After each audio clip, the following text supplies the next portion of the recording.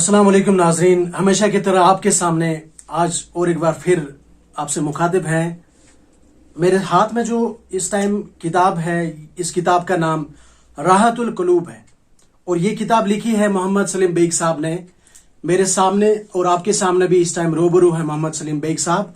तो सलीम साहब, आप इसके बारे में, इस किताब के बारे में थोड़ा सा हमारे नाजरीन को भी जानकारी दे कि ये किस मौजू पे आपने ये किताब लिखी है। राहतुल कुलूब जो है इस किताब का टाइटल है, उन्वान है राहतुल कुलूब। देखिए, मैंने अपनी जगह ये सोचा कि अब जिंदगी के अयाम जो हैं वो बहुत कम हैं। बेहतर ये है कि कोई ऐसी तस्नीफ की जाए या तालीफ की जाए जो रहती दुनिया तक कायम रहे। तो अव्वलीन चीज़ जो मेरी समझ में आई वो ये है कि इंसान अपने जिस्म के बारे में बहुत कुछ सोचता है और सोचने की कोशिश करता है और इसकी आसूदगी के लिए बहुत काम करता है। हत्ता कि दुनिया की तमाम चीज़ें जो हैं वो अपने जिस्मानी आसाइश के लिए की जाती हैं और इसके जिस्म के साथ साथ हमारी एक रूह है, या सलून का रूह कुल्लु रूह मिन अम्र रब्बी। तो मैंने इसी बात को पेश नज़र रखते हुए रूहानी ग़िज़ा को पहुँचाने के लिए इस किताब को लिखा है, जिसका नाम मैंने राहतुल कुलूब रखा है।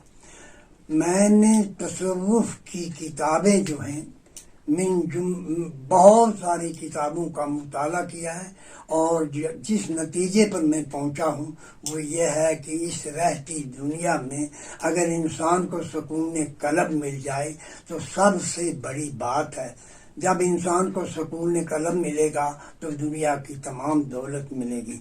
इसी बात को मद्देनजर रखते हुए रूहानी ग़िज़ा का अहतमाम करते हुए राहतुल कुलूब मैंने लिखी और मैंने कई एक हजरात जो शेख और मशाइख के लक़ब से मशहूर थे उनके अक़वाल को भी इस किताब में मैंने पेश किया और इसका नाम राहतुल कुलूब रखा, ताकि कल्ब की जो बुराइयां हैं और इसके साथ साथ रूहानी रमूज जो हैं इनके बारे में भी बात जो है वो लोगों तक पहुँचे। तो आसूदगी कल्ब के लिए मैंने ये किताब लिखी है और इसके कई एक उन्वान मैंने रखे हैं। तो इसमें अब सबसे पहले मैंने तसव्वुफ़ की इस्तिलाहात और वलियान खुदा के अक़वाल जो ज़र्रीन जो हैं और रमूज़ व इरफान की बातें जो हैं वह इसमें तहरीर की हैं। और इसके अलावा इल्म और फिर इल्म के बाद अमल के बारे में कुछ कहा गया है। अमल के बारे में भी, क्योंकि बग़ैर इल्म बग़ैर अमल के और अमल बग़ैर इखलास के नामुकम्मल चीज़ है। और फिर इसके अलावा फ़क्र के बारे में, तसर्रुफ़ की दीगर बातों के बारे में और मज़ीद अक़वाल व अहवाल मारिफत के बारे में, फिर इंसानी लिबास के बारे में कि हमें किस किस्म का लिबास होना चाहिए, फिर मलामत के बारे में कि इंसान अपने आप को मलामत करे तो इसके बारे में शरई एतबार से क्या निस्बत है। फिर इसके बाद मैंने अहले बैत के मुनाकिब और मुकामात के तरीक़त के बारे में कुछ बातें लिखी हैं और इसके बाद ताबीईन के अक़वाल को पेश किया है और उनके मुनाकिब को पेश किया है। फिर इल्म गैब और इस्तिग़ासा के बारे में, जबकि हम किसी बुजुर्गान दीन को बराए इस्तिग़ासा पुकारते हैं, इसकी शरई नौइयत और इल्म गैब की शरई नौइयत के बारे में भी मैंने लिखने की कोशिश की और जहाँ तक मुमकिन उसका मुफस्सिल तौर पर बहस की गई है। फिर इसके बाद तबे ताबीन हजरात और मज़ीद अक़वाल अहलुल्लाह के और आमे मुताख़िरीन वग़ैरह को बयान किया है और मुतफ़रक़ा उन्वानात के तहत मैंने इस किताब में लिखा है। चंद मख़सूस इस्तिलाहें जो हमारे मुल्क के कश्मीर में सूफिया हजरात के यहाँ और उनसे मुंतकिल होते हुए हमारे मुआशरे में मशहूर हो गई हैं, اصطلاحیں تصوف کی جن کے بارے میں لوگ صرف جانتے ہیں زبانی، لیکن ان کے اصلی مقصد سے بے خبر ہیں، اس لیے میں نے ہر ممکن طریقے پر ان اصطلاحات کی وضاحت کی ہے تاکہ میرے بھائیوں میں وہ صلاحیت یا وہ سمجھنے کی قوت پیدا ہو جائے جو مجھ تک بات پہنچی ہے مشائخ عظام کے اقوال اور دینی و مذہبی و تصوف کی کتابیں پڑھنے کے بعد۔ پھر اس کے بعد معرفت حق کیا ہے، توبہ اور طہارت کے بارے میں، اور نماز محبت کے آئینے میں۔ نماز کی اصل جو ہے، نماز صرف مشرق کی طرف یا مغرب کی طرف منہ کرنے سے نہیں ہوتی ہے، بلکہ نماز کے اندر ایک اور نماز ہے، میں نے اس نماز کی بھی تشریح کی ہے۔ وہ نماز کیا ہے، وہ روح نماز ہے اس کے بارے میں، اور روح صوم جو ہے، روزے کی روح جو ہے اس کے بارے میں بھی کیا ہے۔ صرف فاقہ دینا جو ہے وہ اصل مقصد نہیں ہے، بلکہ اس میں بھی کوئی نہ کوئی چیز جو ہے وہ اس کی روح ہے، اور اس تک جاننے کی کوشش کی ہے۔ کہاں تک کامیاب ہوا ہوں یہ میں نہیں جانتا ہوں، یہ صاحب نظر اور عرفان والے صاحب، زہد و تقوی والے صاحب، پرہیزگاری والے صاحب، علم معرفت کو جاننے والے صاحب اور علم القلوب کے جاننے والے صاحب، اہل مکاشفہ جو ہیں وہ اس سے باخبر ہیں اور باخبر ہوں گے اگر انہوں نے اس بات کا اظہار کیا ہو۔ پھر حج کیا ہے، حج کے لوازمات کیا ہے، لوازمات کے علاوہ اس کی روح کیا ہے، طواف کیا ہے، خانہ کعبہ کے ارد گرد گھومنا کیا ہے، کعبۃ اللہ اللہ کا گھر، اور پھر اللہ کے گھر کے بعد اللہ کے گھر کی تلاش کے بارے، گھر کے مالک کی تلاش کے بارے میں بھی لکھا گیا ہے۔ پھر اس کے بعد آداب کے بارے میں، آداب زندگی بھی ہے اور آداب بندگی کے بارے میں بھی اس کتاب میں لکھا گیا ہے۔ آداب بندگی کیا ہے، آداب زندگی کیا ہے، زندگی کے بھی کچھ اپنے آداب ہوتے ہیں، اور اس کے علاوہ آداب بندگی بھی ہیں۔ زندگی آمد برائے بندگی، زندگی بے بندگی شرمندگی، زندگی بندگی کے لیے ہے اور بغیر بندگی کے زندگی جو ہے یہ شرمندگی ہے۔ پھر اسے سما کیا ہے، ہم گانا سنتے ہیں، گانے کی نوعیت کیا ہے، گانا کس قسم کا ہونا چاہیے، کس قسم کے لوگوں کو سننا گانا چاہیے، کس قسم کے وہ چیزیں جو جن میں گانے سے موسیقی پیدا ہوتی ہے وہ کس قسم کا ہونا چاہیے، کون حضرات جو ہیں وہ گانا گانے کے یا مطلب ہے سما کے لائق ہیں، سما کس قسم کی ہونی چاہیے، اس کی شرعی جوازیت کو پیش کیا گیا ہے۔ اس کے علاوہ کچھ اقوال سما کے بارے میں بھی بیان کیے گئے ہیں۔ اور حسن استماع کیا ہے، یعنی سننے کا ایک طریقہ کار ہے، آخر سنا گیا، سننے والا کون ہے، سنانے والا کون ہے، بول کیا ہے اس کے، یہ سب چیزیں جو ہیں اس کے بارے میں تشریح کے ساتھ قرآن اور سنت کی روشنی میں بیان کیا گیا ہے۔ پھر علم اور اس کی کیا فضیلت ہے، آخر علم ہے تو اس کی فضیلت کیا ہے، اس کا مقصد کیا ہے۔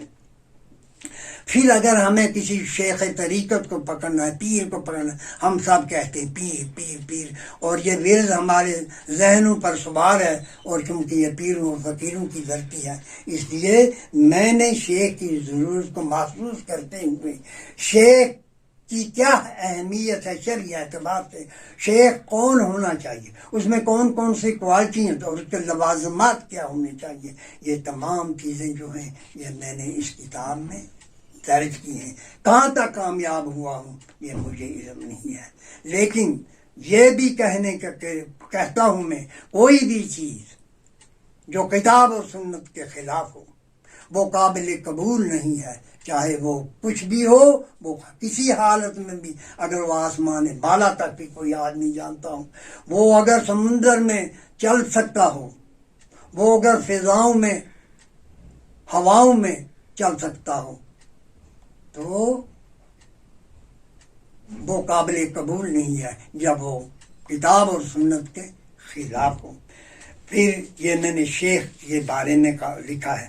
پھر اہل معرفت جو ہیں وہ اہل معرفت جو ہیں ان کے لیے سما کہتے ہیں سننے کو، جس میں موسیقی ہوتی ہے، تو اس کے بارے میں نے سنا ہے۔ اب کئی آدمی میں نے دیکھے ہیں کہ وہ کہتے ہیں ہم فلاں سلسلہ سے تعلق رکھتے ہیں اس لیے ہم سما سنتے ہیں، ہم سما سنتے ہیں، ہم گانے بجانے کو پسند کرتے ہیں، ہم اسی لیے ہم عبادت سے گریزاں ہیں، ہم عبادت سے دور رہتے ہیں۔ تو اس بارے میں بھی ان کی غلط فہمی کو دور کرتے ہوئے لکھا گیا ہے۔ پھر اس کے بعد وجد کے بارے میں کچھ آدمی جو ہیں بس وجدانی کیفیت پیدا کر لیتے ہیں، ہم کو جی جنون آ گیا ہے، یہ جنون کی کیفیت جو ہے یا وجد کی کیفیت جو ہے، اس کے بارے میں اور اس کی اصلیت کے بارے میں بھی بیان کیا ہے کتاب میں۔ اچھا، اس کے علاوہ چلہ کے بارے میں، یہ چلہ ہوتا کیا ہے، چلے کی شرعی جوازیت کیا ہے، اور یہ 40 دن کا چلہ جو ہے شرعی اعتبار سے اور کتاب و سنت کی روشنی میں کہاں تک جائز ہے، اور چلے کے کیا فائدے ہیں اور اس کے کیا لوازمات ہیں، اس کے بارے میں بھی اس کتاب میں درج کیا گیا ہے۔ ہاں، اس کے علاوہ اخلاقیات کے بارے میں، کیونکہ دین جو ہے وہ ہمہ جہت اخلاق کا نام ہے، اخلاق سے ہٹ کر دین ہے ہی نہیں، کیونکہ دین میں اخلاق جو ہے یہ بھی اس کا ایک ستون ہے، بغیر کیونکہ اخلاق اور اخلاص کے بغیر دین کا تصور جو ہے نامکمل رہ جاتا، جب کہ اخلاقیات نہ ہو، اور اخلاقیات کی تعلیم کے بارے میں بھی بھرپور انداز میں اپنی بساط کے مطابق اور اب بساط کے مطابق اظہار خیال کیا گیا ہے۔ پھر ادب کی مزید وضاحت کی گئی ہے کہ ادب ہے کیا، ادب کسے کہتے ہیں۔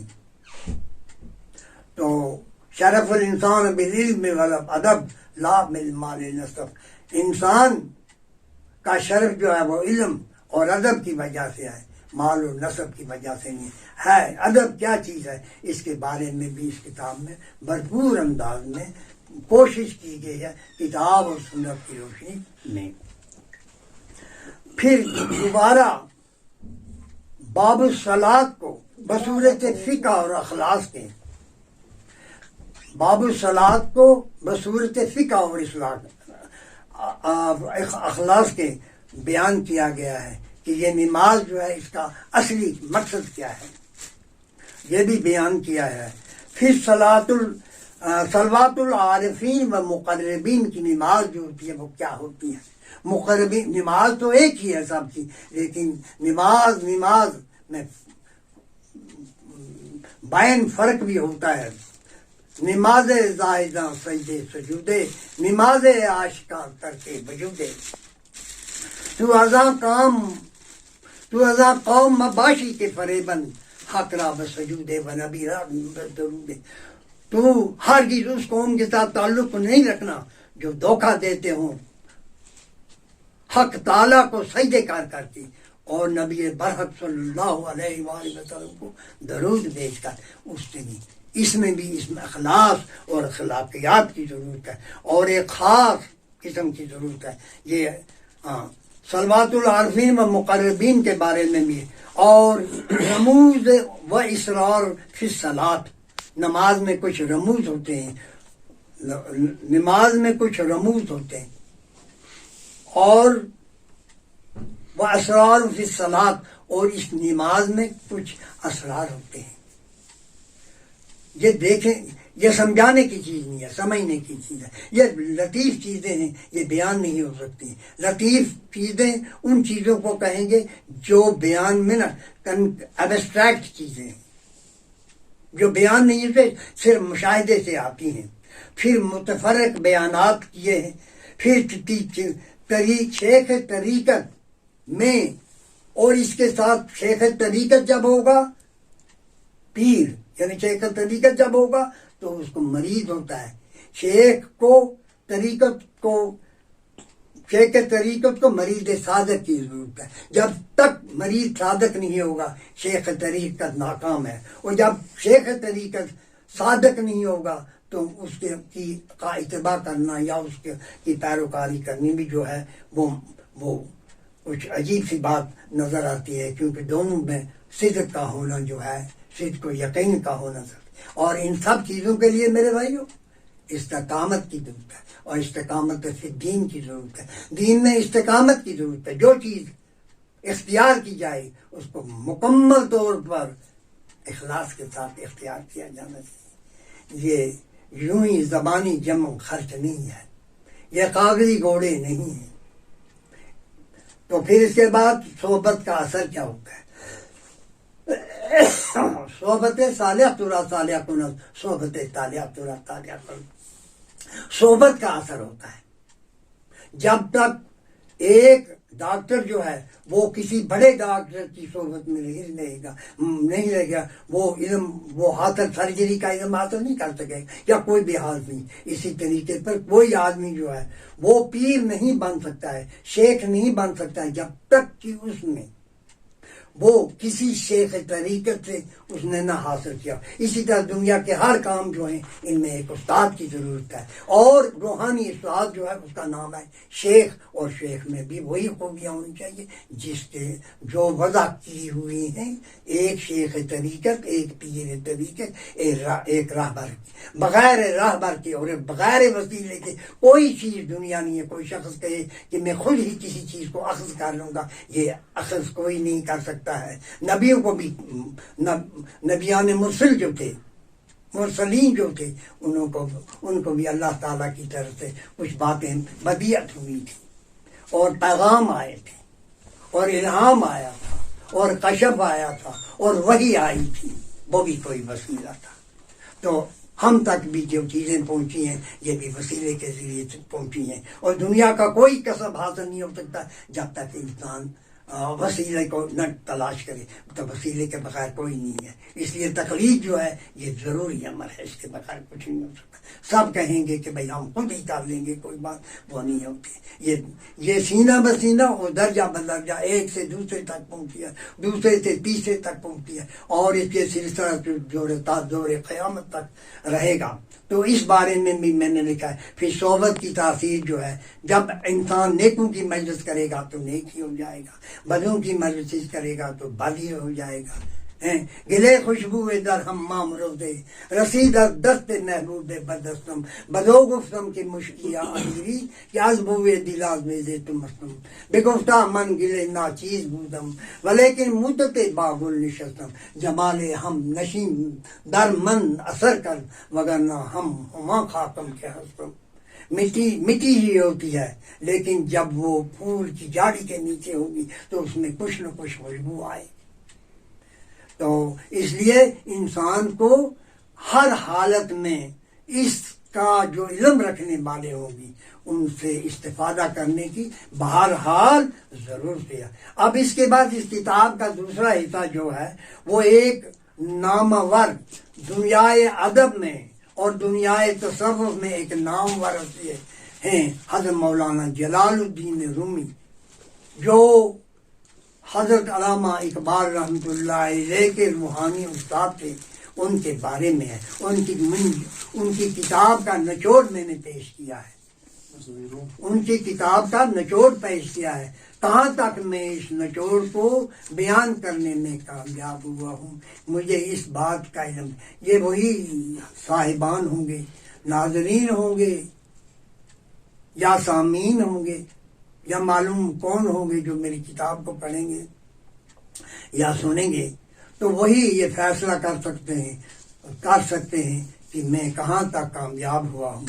تو حضرت مولانا جلال الدین کے بارے میں کہا ہے، مولویو مثنویو مولویو مانوی حج قرآن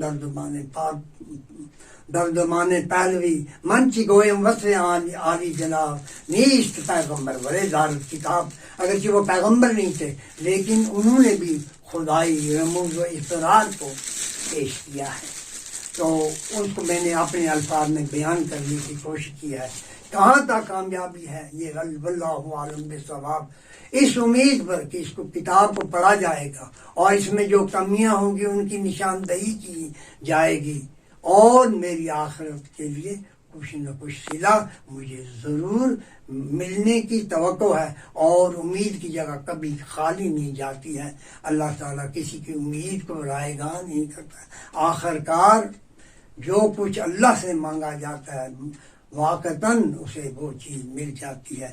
تو یہ ہے میری کتاب کا تعارف، جس کتاب کا نام راحت القلوب ہے، روحانی رموز اور اقوال صالحین، عابدوں کے مشاغل جو کہ زاہدوں کے زہد کے بارے میں، عابدوں کی عبادت کے بارے میں، صالحین کے